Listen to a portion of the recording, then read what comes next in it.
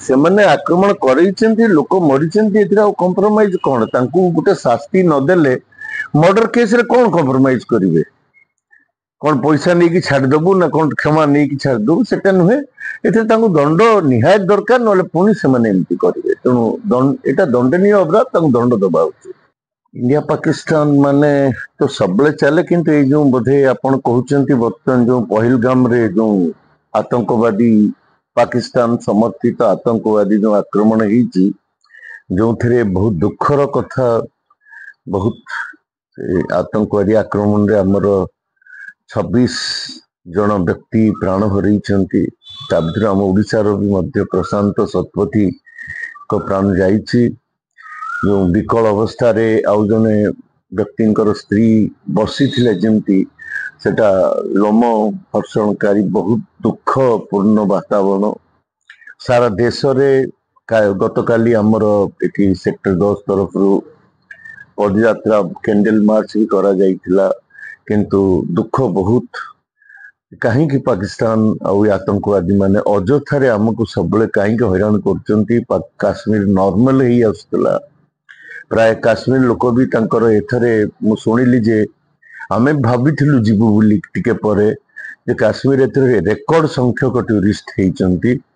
सेठिका लोककर आर्थिक अवस्था भल हबो बुली आमे समस्ते भाबुथिलु, किंतु दुर्भाग्यर कथा हमर पड़ोसी राष्ट्र गोटे पर्टिकुलर टाइप रो धार्मिक चिंताधारा नहीं की से जो प्रकार आक्रमण करिसेंती लोकंगर धर्म पचारि पचारि की, एटा लज्जास्पद, निंदनीय। आ याकू जेते कड़ा शब्द रे निंदा करी, केवल शब्द नुहे, जो प्रकार भी आंको उपरे आक्रमण करी कि जहा करी कि आंको दबेଇବା कथा सरकार सेटा करिवे मु भाबुची, आ करिवा भी उचित।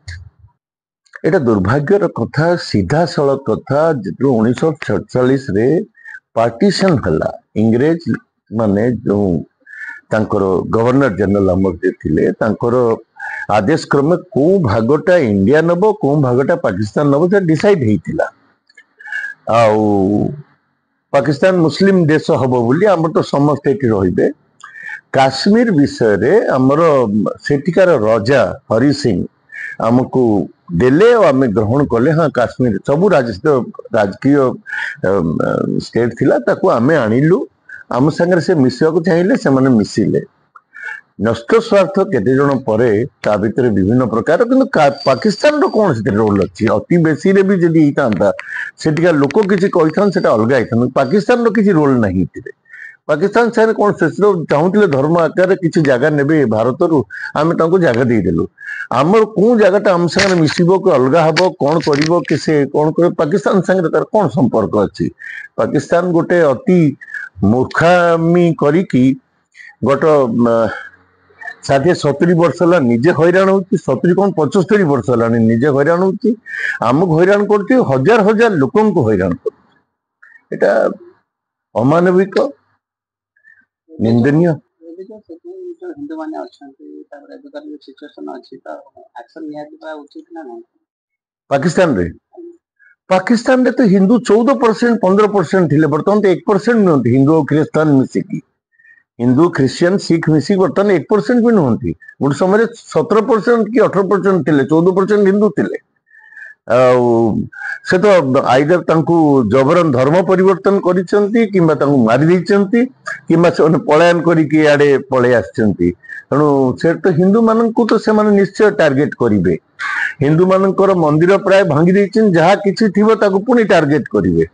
हिंदू माननकू तो से माने third class second class citizen ने माने तांकू मनुष्य ही भाबु नांती, तांकू जिम्मी बुली डाकंती से माने। तेणु से माने हिंदू मानक प्रति अन्याय करिवे निश्चय, से बिचरा तो निश्चय हैरान हेबे। तो से सर ये कॉम्प्रोमाइज होबो ना किछि निष्पत्ति नै जेबो बोले आपन बना कॉम्प्रोमाइज कौन? कॉम्प्रोमाइज कहा संगे कौन कॉम्प्रोमाइज करि परिबा हम? आपन निजे चिंता करंतु कॉम्प्रोमाइज कौन होबो एथिरे? से कॉम्प्रोमाइज कोठी हुए जोठी ए तो से माने आक्रमण करिसेंती, लोक मरिसेंती, एथिरा कॉम्प्रोमाइज कौन? तांकू गुटे शास्ति न देले मर्डर केस रे कौन कॉम्प्रोमाइज करिवे? कौन पैसा नहीं कि छाड़देबू ना कौन क्षमा नहीं कि छाड़देबू सेटा नुहे एथे तांको दंड निहायत दरकार नले पुणी से माने एमती करिवे तेणु एटा दंडनीय अपराध तांको दंड दबा उचित।